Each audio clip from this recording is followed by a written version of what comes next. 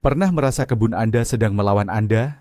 Satu masalah selesai, muncul masalah baru yang lain. Hari ini, kita akan hentikan perlawanan itu. Selamat datang di sesi tanya-jawab spesial, di mana kami akan menjawab pertanyaan paling sering dari Anda semua, terutama tentang cara membasmi kutu daun yang menyebalkan dan mengatasi gumosis atau penyakit getah yang misterius itu. Tetap di sini, karena kami punya solusi praktis yang mungkin belum pernah Anda dengar sebelumnya, yang akan membuat kebun Anda kembali tersenyum. Rubrik tanya-jawab ini adalah favorit kami, karena semua pertanyaannya datang langsung dari Anda, para penonton setia. Ini bukan teori dari buku, tapi masalah nyata yang terjadi di kebun Anda sehari-hari. Dengan berbagi solusi seperti ini, kita semua belajar bersama dan membangun sebuah komunitas pekebun yang lebih kuat dan saling mendukung. Jadi, mari kita tidak berlama-lama lagi dan langsung masuk ke pertanyaan pertama yang sudah sangat banyak ditanyakan oleh Anda semua. Pertanyaan pertama datang dari banyak sekali penonton. Bagaimana cara paling efektif membasmi kutu daun secara alami tanpa bahan kimia? Ini adalah masalah klasik. Kutu daun atau afid adalah serangga kecil yang menghisap cairan tanaman dan bisa menyebarkan penyakit. Jika Anda melihat daun keriting, pertumbuhan kerdil, atau lapisan lengket seperti madu yang disebut embun madu, kemungkinan besar Anda punya tamu tak diundang ini. Solusi pertama yang paling mudah adalah serangan fisik. Gunakan semprotan air bertekanan kuat dari selang untuk merontokkan mereka dari tanaman. Lakukan ini di pagi hari agar daun cepat kering. Solusi kedua, buat pestisida alami sendiri. Campurkan 1 sendok teh sabun cuci piring cair yang tanpa pemutih dengan 1 liter air. Kocok rata dan semprotkan langsung ke area yang terkena kutu daun. Sabun akan merusak lapisan pelindung tubuh mereka. Ingat, semprot di sore hari untuk menghindari daun terbakar matahari. Solusi ketiga dan yang paling kuat adalah minyak nimba atau neem oil. Minyak ini bertindak sebagai anti hama dan fungisida. Campurkan sesuai petunjuk pada kemasan, biasanya 1 atau 2 sendok teh minyak nimba dan setengah sendok teh sabun cair ke dalam 1 liter air, lalu semprotkan ke seluruh bagian tanaman. Untuk solusi jangka panjang, undang predator alami mereka seperti kumbang koksi, ladybug, dengan menanam tanaman yang mereka sukai seperti dill atau adas. Dengan kombinasi metode ini, kutu daun tidak akan lagi menjadi mimpi buruk di kebun Anda. Selanjutnya, pertanyaan yang juga sering muncul. Apa itu gumosis atau getah yang terus keluar dari batang pohon buah saya dan bagaimana cara mengatasinya?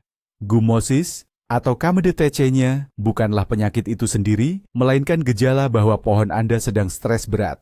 Getah yang keluar adalah respons pertahanan pohon terhadap luka atau infeksi. Penyebabnya bisa bermacam-macam. Bisa karena serangan hama penggerek batang, luka fisik akibat pemangkasan yang salah atau benturan, infeksi jamur atau bakteri, atau kondisi lingkungan yang buruk seperti drainase tanah yang jelek sehingga akar tergenang air.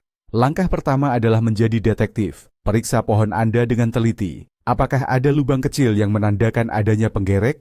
Apakah ada cabang yang patah atau luka goresan? Jika Anda menemukan penyebabnya, atasi dulu sumber masalahnya. Untuk pengobatannya, Anda perlu melakukan operasi kecil.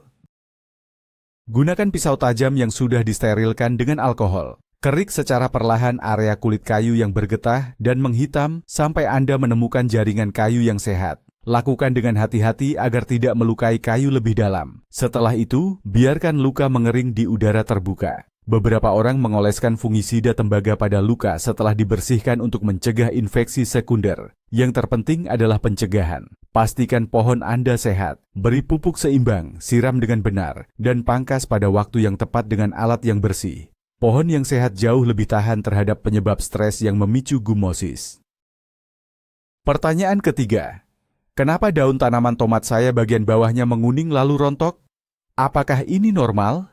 Daun tomat yang menguning, terutama di bagian bawah, adalah keluhan yang sangat umum. Ada beberapa kemungkinan penyebabnya. Yang pertama dan paling sering adalah kekurangan nitrogen. Nitrogen adalah nutrisi mobile, artinya tanaman bisa memindahkannya dari daun tua di bagian bawah ke daun baru di bagian atas yang lebih membutuhkannya. Jika tanah Anda kekurangan nitrogen, daun tua akan dikorbankan. Solusinya, berikan pupuk yang kaya nitrogen, seperti kompos yang sudah matang atau pupuk kandang. Penyebab kedua adalah penyiraman yang tidak tepat, baik kelebihan maupun kekurangan. Tanah yang terlalu basah membuat akar tidak bisa bernapas dan menyerap nutrisi, hasilnya daun menguning. Sebaliknya, jika terlalu kering, tanaman akan stres dan menggugurkan daun bawah untuk mengurangi penguapan. Cek kelembapan tanah dengan jari Anda sebelum menyiram. Pastikan media tanam memiliki drainase yang baik. Penyebab ketiga bisa jadi penyakit jamur seperti layu fusarium atau verticillium, yang biasanya dimulai dari bawah ke atas dan seringkali hanya menyerang satu sisi tanaman terlebih dahulu. Jika ini masalahnya, biasanya sulit diobati dan lebih baik mencabut tanaman yang terinfeksi untuk mencegah penyebaran. Terakhir, ini bisa jadi proses penuaan alami. Daun paling bawah adalah yang tertua, dan wajar jika mereka menguning dan mati seiring waktu, selama bagian atas tanaman terlihat sehat dan terus bertumbuh. Jadi, amati polanya dan sesuaikan perawatan Anda. Pertanyaan keempat, saya tinggal di daerah panas. Seberapa sering sebenarnya saya harus menyiram tanaman? Ini pertanyaan jebakan, karena tidak ada jawaban pasti seperti 2 hari sekali. Frekuensi penyiraman sangat bergantung pada banyak faktor. Faktor pertama adalah jenis tanaman. Sukulen dan kaktus jelas butuh lebih sedikit air daripada sayuran daun seperti selada. Faktor kedua adalah ukuran pot dan jenis media tanam. Pot kecil akan lebih cepat kering daripada pot besar. Media tanam yang porus seperti campuran pasir akan lebih cepat kering daripada tanah liat. Faktor ketiga adalah cuaca. Di hari yang sangat panas dan berangin, penguapan akan lebih tinggi. Aturan terbaik adalah lupakan jadwal dan mulailah mendengarkan tanaman dan tanah Anda. Cara paling andal adalah tes jari. Masukkan jari telunjuk Anda ke dalam tanah sedalam sekitar 2 hingga 3 cm. Jika terasa kering di kedalaman itu, saatnya menyiram. Jika masih lembab, tunggu 1 hari lagi. Saat Anda menyiram, lakukan dengan benar. Siram secara mendalam sampai air keluar dari lubang drainase di bawah pot. Ini akan mendorong akar untuk tumbuh ke bawah mencari air, membuat tanaman lebih kuat. Hindari menyiram sedikit-sedikit setiap hari, karena ini hanya membasahi permukaan dan membuat akar menjadi dangkal. Waktu terbaik untuk menyiram adalah pagi hari. Ini memberikan tanaman pasokan air untuk menghadapi panasnya hari dan daun punya waktu untuk kering sebelum malam, yang membantu mencegah penyakit jamur. Pertanyaan kelima, apa resep pupuk organik terbaik yang bisa saya buat sendiri di rumah? Membuat pupuk sendiri tidak hanya hemat, tapi juga sangat bagus untuk kesehatan tanah. Salah satu yang termudah dan tercepat adalah teh kompos. Ambil segenggam kompos yang sudah jadi dan masukkan ke dalam kantong kain bekas atau kaus kaki tua. Ikat, lalu rendam dalam seember air sekitar 10 liter selama 24 hingga 36 jam. Sesekali aduk atau remas kantongnya. Hasilnya adalah cairan kaya nutrisi yang bisa langsung Anda siramkan ke pangkal tanaman. Pupuk super lainnya adalah dari kulit pisang.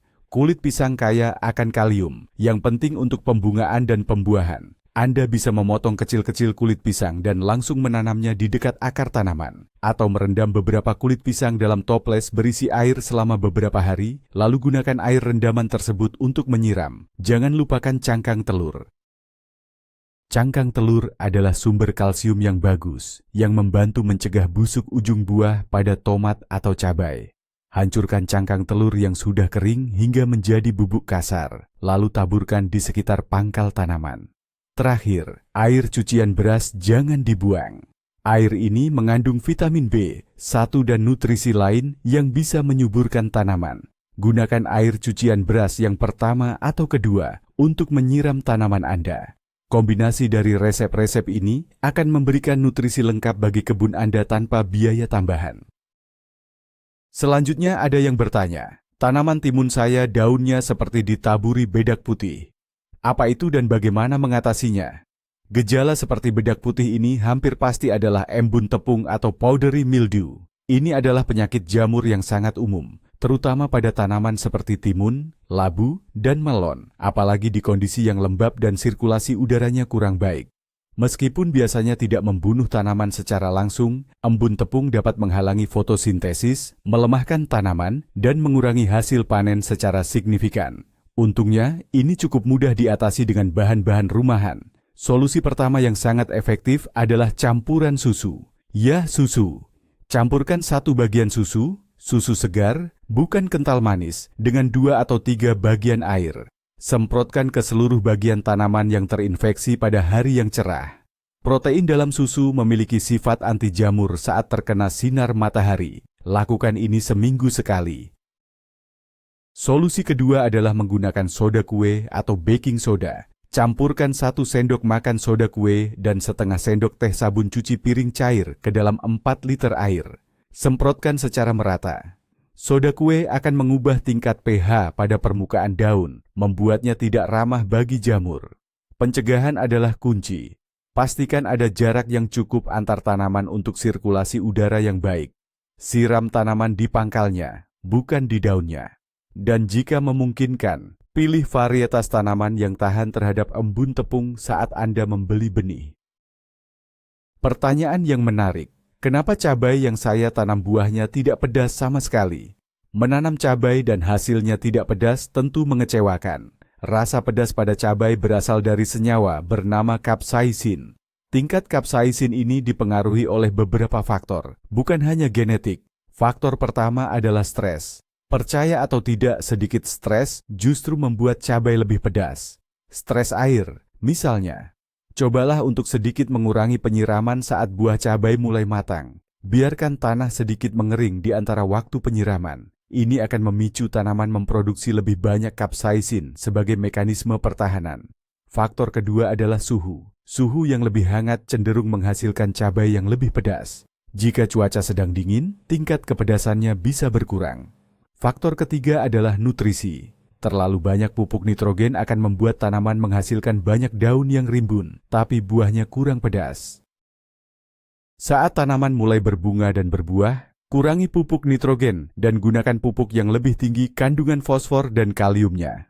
Faktor keempat adalah waktu panen. Biarkan buah cabai matang sempurna di pohon. Semakin lama buah berada di pohon dan berubah warna menjadi merah atau warna matang lainnya, semakin tinggi kandungan capsaicinnya. Jadi, jangan terburu-buru memetiknya. Dengan memberikan sedikit cinta yang tegas atau stres terkontrol, Anda bisa meningkatkan level pedas cabai Anda secara signifikan.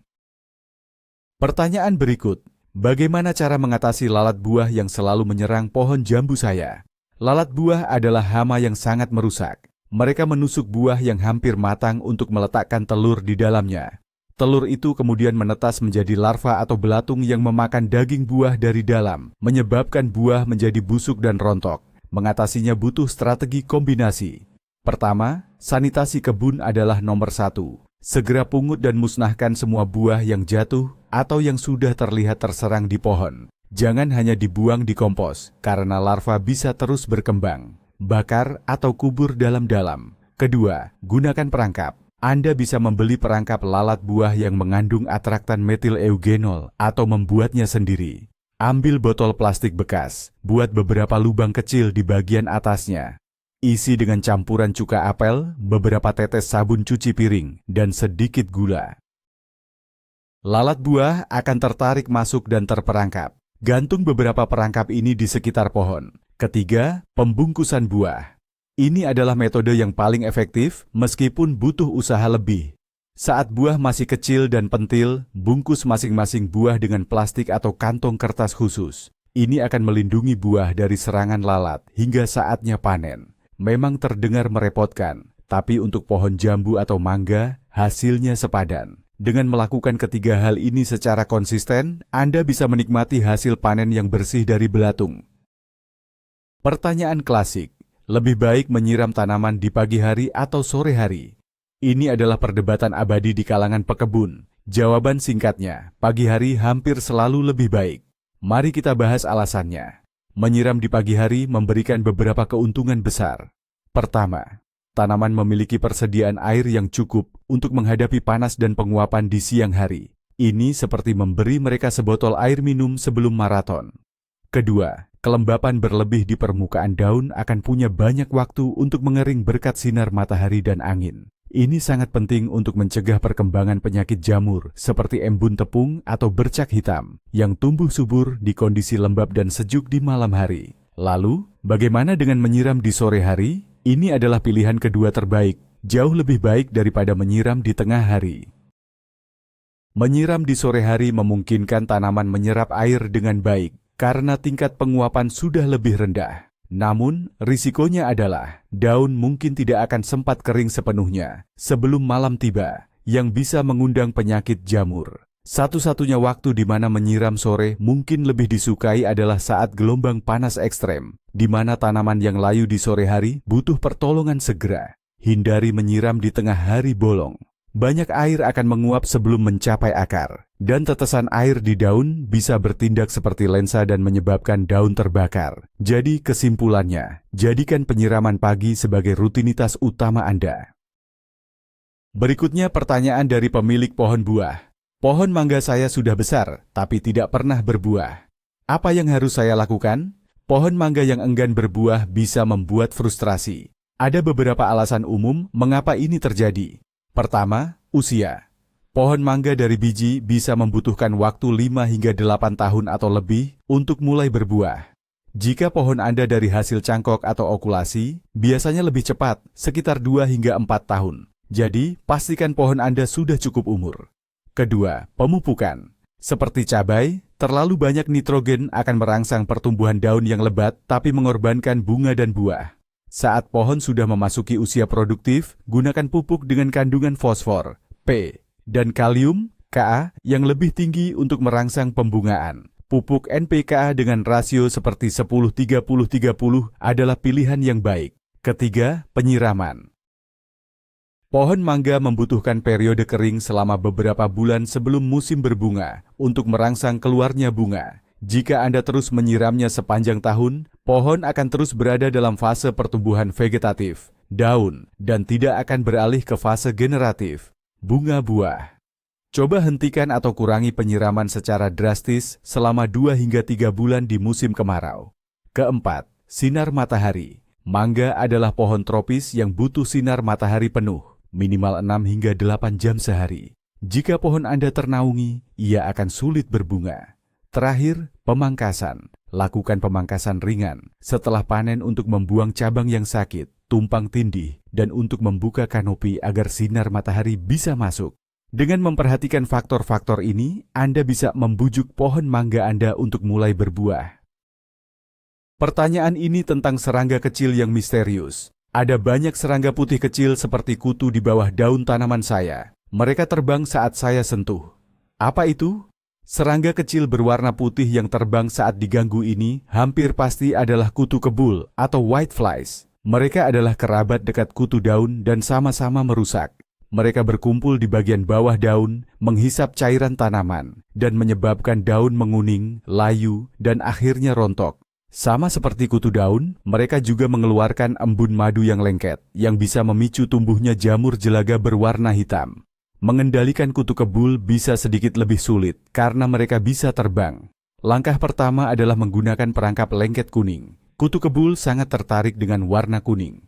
Gantung beberapa perangkap ini di antara tanaman Anda untuk menangkap kutu dewasa yang terbang. Langkah kedua, gunakan semprotan insektisida organik. Semprotan sabun cuci piring yang kita bahas untuk kutu daun juga efektif melawan kutu kebul. Minyak nimba juga merupakan pilihan yang sangat baik karena tidak hanya membunuh kutu kebul dewasa, tapi juga mengganggu siklus hidup telur dan nimfa mereka. Kuncinya adalah menyemprot secara menyeluruh, terutama di bagian bawah daun tempat mereka bersembunyi. Ulangi penyemprotan setiap 5 hingga 7 hari untuk memastikan Anda memutus siklus hidup mereka. Memeriksa tanaman secara rutin dan bertindak cepat saat pertama kali melihatnya adalah cara terbaik untuk mencegah investasi yang parah. Pertanyaan tentang tanah. Tanah di kebun saya sangat liat, keras saat kering dan lengket saat basah. Bagaimana cara memperbaikinya? Tanah liat bisa sangat subur karena mampu menahan nutrisi dengan baik, tetapi strukturnya yang padat menjadi masalah. Tanah ini sulit ditembus akar, drainasenya buruk, dan sulit diolah. Memperbaikinya adalah proses maraton, bukan sprint, tapi sangat mungkin dilakukan. Kuncinya adalah menambahkan bahan organik. Bahan organik akan memperbaiki struktur tanah, membuatnya lebih gembur dan berpori. Bahan organik terbaik untuk ditambahkan adalah kompos. Sebarkan lapisan kompos setebal 5 hingga 10 cm di atas permukaan tanah Anda setiap musim tanam, lalu campurkan ke dalam tanah bagian atas. cacing tanah akan membantu menariknya lebih dalam. Bahan lain yang bagus adalah pupuk kandang yang sudah lapuk, serbuk gergaji yang sudah dikomposkan, atau daun-daun kering.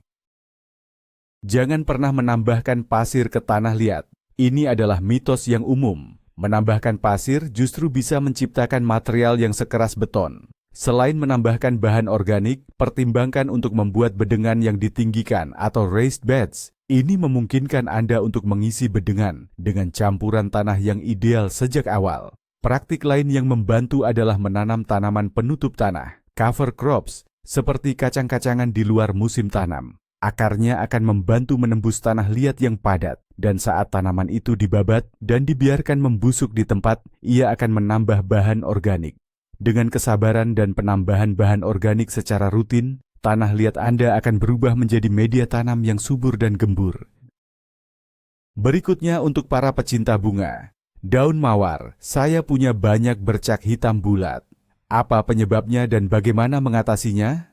Bercak hitam bulat dengan tepi bergerigi pada daun mawar adalah gejala klasik dari penyakit jamur yang disebut black spot atau bercak hitam. Ini adalah salah satu penyakit mawar yang paling umum dan bisa menyebabkan daun menguning dan rontok parah, melemahkan tanaman secara keseluruhan. Jamur ini menyebar melalui percikan air, baik dari hujan maupun penyiraman. Oleh karena itu, pencegahan dimulai dari cara Anda menyiram. Selalu siram mawar di pangkalnya, hindari membasahi daun. Lakukan di pagi hari agar jika ada daun yang basah bisa cepat kering.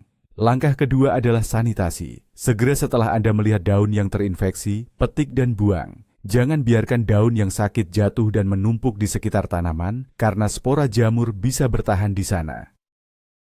Pastikan juga ada sirkulasi udara yang baik di sekitar mawar Anda dengan melakukan pemangkasan untuk membuka bagian tengah tanaman. Untuk pengobatan, Anda bisa menggunakan fungisida. Ada pilihan organik seperti minyak nimba atau semprotan belerang. Semprotkan secara rutin sesuai petunjuk, terutama saat cuaca lembab. Anda juga bisa membuat semprotan soda kue, mirip seperti untuk embun tepung, yang bisa membantu mengubah pH daun dan menghambat pertumbuhan jamur. Terakhir, saat membeli mawar baru, carilah varietas modern yang diklaim memiliki ketahanan terhadap penyakit bercak hitam. Ini akan sangat memudahkan perawatan Anda. Pertanyaan penting tentang keamanan. Apakah aman menggunakan pestisida kimia di kebun sayur? Apa saja alternatifnya? Ini adalah pertanyaan yang sangat penting. Pestisida kimia sintetis memang bisa sangat efektif membunuh hama dengan cepat. Namun, penggunaannya memiliki risiko. Residu pestisida bisa tertinggal pada sayuran dan buah yang kita konsumsi.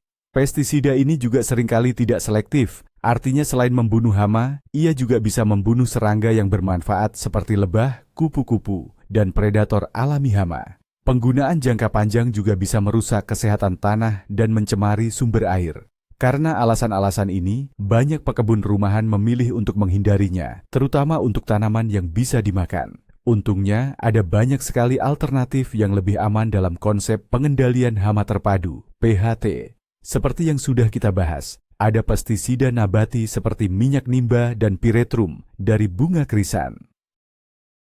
Ada larutan sabun. Ada metode fisik seperti jaring serangga untuk melindungi tanaman dari hama. Ada juga metode biologis, yaitu dengan sengaja melepaskan atau menarik serangga predator seperti kumbang koksi atau belalang sembah ke kebun Anda. Kunci dari PHT adalah observasi.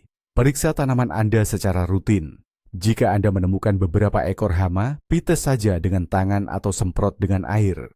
Tindakan dini seringkali sudah cukup. Pestisida, bahkan yang organik sekalipun, sebaiknya menjadi pilihan terakhir ketika metode lain tidak berhasil.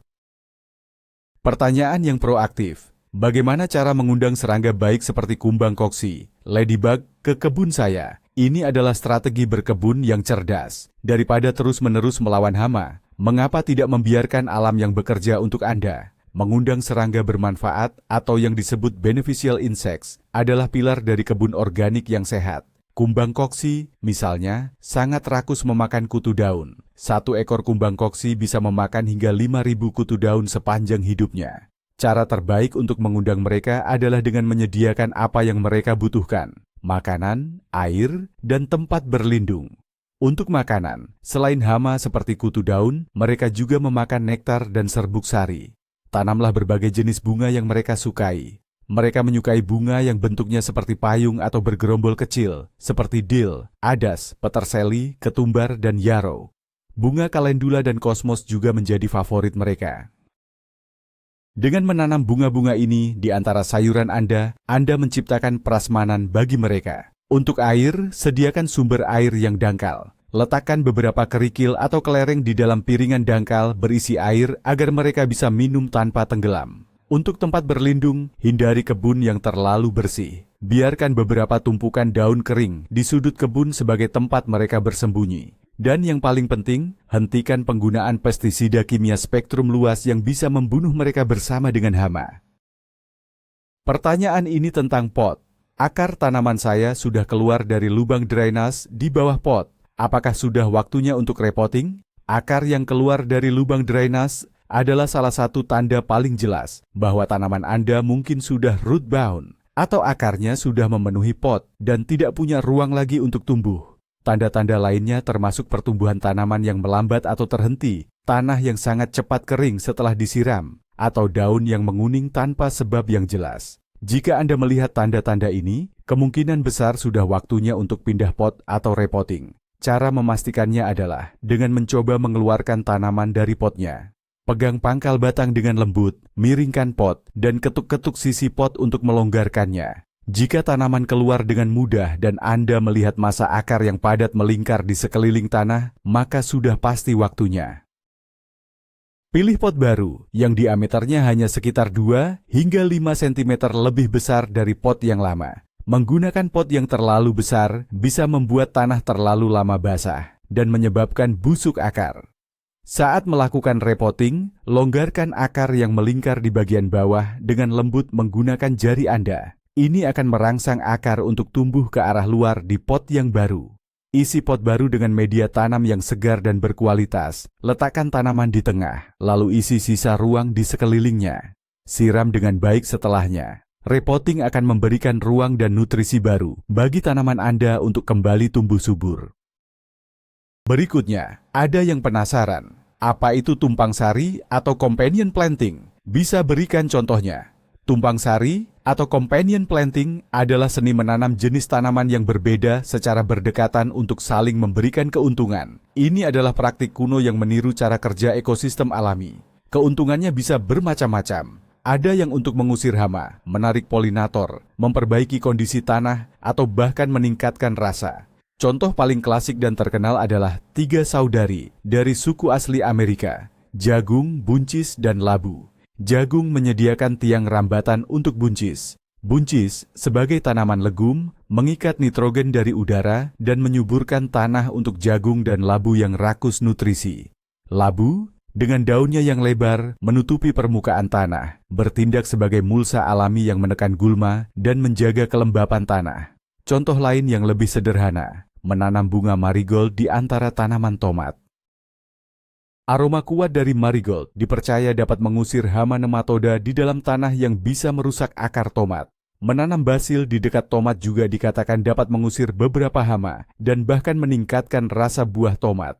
Menanam nasturtium bisa menjadi tanaman perangkap untuk kutu daun. Kutu daun akan lebih suka menyerang nasturtium, sehingga tanaman utama Anda lebih aman. Tumpang sari adalah cara yang indah untuk menciptakan kebun yang lebih seimbang, produktif, dan tahan terhadap hama secara alami.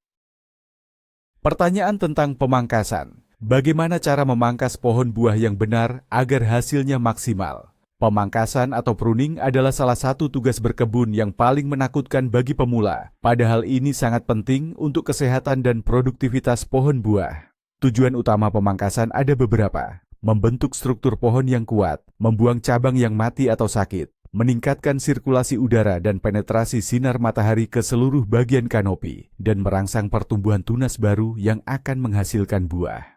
Waktu terbaik untuk pemangkasan besar biasanya adalah saat pohon sedang dorman atau tidur, yaitu di akhir musim hujan atau sebelum tunas baru bermunculan. Gunakan alat yang tajam dan bersih, seperti gunting pangkas atau gergaji, untuk memastikan potongan yang rapi. Aturan dasarnya adalah membuang 3D, dead, mati, disease, berpenyakit, dan damage, rusak.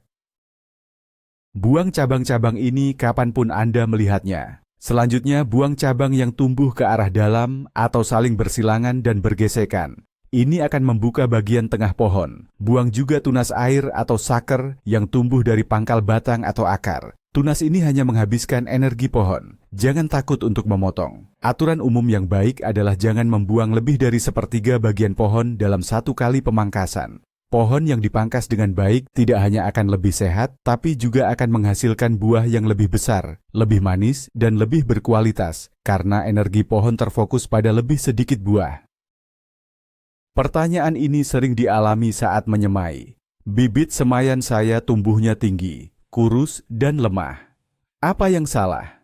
Kondisi bibit yang tinggi, kurus, dan pucat ini disebut etiolasi atau legginess. Ini adalah tanda yang sangat jelas bahwa bibit Anda tidak mendapatkan cukup cahaya. Bibit secara naluriah akan meregangkan batangnya setinggi mungkin untuk mencari sumber cahaya yang lebih kuat. Akibatnya, mereka menghabiskan seluruh energinya untuk tumbuh ke atas, bukan untuk mengembangkan batang yang kokoh dan daun yang sehat. Solusinya cukup sederhana, berikan lebih banyak cahaya. Jika Anda menyemai di dalam ruangan, letakkan nampan semai di jendela yang menghadap ke utara atau selatan yang mendapat sinar matahari paling terang. Putar nampan setiap hari agar bibit tidak miring ke satu arah. Namun, seringkali cahaya dari jendela saja tidak cukup. Solusi terbaik adalah menggunakan lampu tanam atau grow light. Gantung lampu hanya beberapa sentimeter di atas bibit dan nyalakan selama 12 hingga 16 jam sehari. Ini akan memberikan cahaya yang intens dan merata yang dibutuhkan bibit untuk tumbuh pendek, kekar, dan kuat. Faktor lain yang bisa memperburuk etiolasi adalah suhu yang terlalu hangat dan pemupukan yang terlalu dini. Pastikan sirkulasi udara juga baik. Anda bisa mengarahkan kipas angin kecil dengan kecepatan rendah ke arah bibit selama beberapa jam sehari untuk meniru angin. Ini akan membuat batang mereka menjadi lebih kuat. Pertanyaan terakhir yang sangat praktis. Bolehkah saya menggunakan kembali tanah dari pot yang tanamannya sudah mati? Jawabannya adalah, boleh, tapi dengan beberapa catatan penting. Menggunakan kembali media tanam pot bisa menghemat uang dan sumber daya, tetapi ada risiko yang perlu Anda waspadai. Risiko utamanya adalah jika tanaman sebelumnya mati karena penyakit jamur, bakteri, atau investasi hama tanah seperti nematoda. Patogen atau telur hama ini bisa tetap ada di dalam tanah dan akan menyerang tanaman baru yang Anda tanam. Oleh karena itu, jika Anda tahu atau mencurigai tanaman lama mati karena penyakit, lebih aman untuk membuang tanah tersebut. Jangan memasukkannya ke dalam tumpukan kompos Anda. Namun, jika tanaman lama mati karena kelalaian, seperti lupa disiram atau kepanasan, tanahnya kemungkinan besar aman untuk digunakan kembali. Sebelum menggunakannya, Anda perlu menyegarkannya. Buang semua sisa akar tua dari tanah. Kemudian campurkan tanah lama tersebut dengan bahan-bahan baru untuk mengembalikan nutrisi dan strukturnya yang hilang. Campurkan dengan perbandingan sekitar 1:1 dengan kompos segar atau vermikompos, kascing. Anda juga bisa menambahkan sedikit perlit atau vermikulit untuk memperbaiki drainase dan aerasi. Dengan cara ini, Anda mendaur ulang media tanam lama sambil memastikannya subur dan aman untuk rumah bagi tanaman Anda yang berikutnya. Wow! 20 pertanyaan berhasil kita jawab tuntas. Dari kutu daun yang lengket hingga bibit yang kurus, kita telah membahas begitu banyak solusi praktis hari ini. Poin terpenting yang bisa kita ambil adalah, berkebun itu tentang menjadi seorang detektif. Amati tanaman Anda, kenali gejalanya, dan jangan pernah takut untuk mencoba solusi-solusi baru. Salah satu momen aha bagi saya adalah betapa efektifnya semprotan sabun cuci piring sederhana untuk melawan hama yang begitu membandel. Itu membuktikan bahwa solusi terbaik seringkali adalah yang paling sederhana. Terima kasih banyak sudah menonton sampai akhir. Jika video ini memberikan pencerahan, jangan lupa untuk menekan tombol suka, berlangganan, agar tidak ketinggalan sesi tanya jawab berikutnya. Dan bagikan video ini ke teman-teman pekebun Anda. Sekarang giliran Anda untuk berbagi di kolom komentar. Apa satu masalah kebun yang paling membuat Anda pusing saat ini? Tulis jawaban Anda di bawah, dan siapa tahu pertanyaan Anda akan kami bahas di video selanjutnya.